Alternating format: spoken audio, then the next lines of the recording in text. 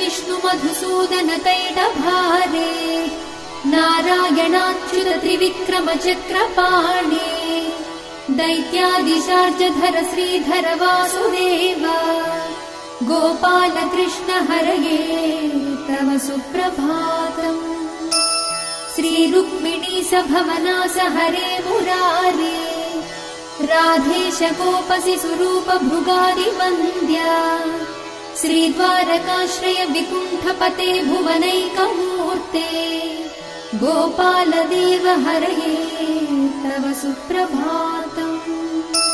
मीनाकृते कमठरूप वराहमूर्ते त्रैविक्रमाय नृहरे भृगु राम राम श्रीराम कृष्ण यदुनन्दन कल्किरूप गोपाल कृष्ण हरये तव सुप्रभातम्।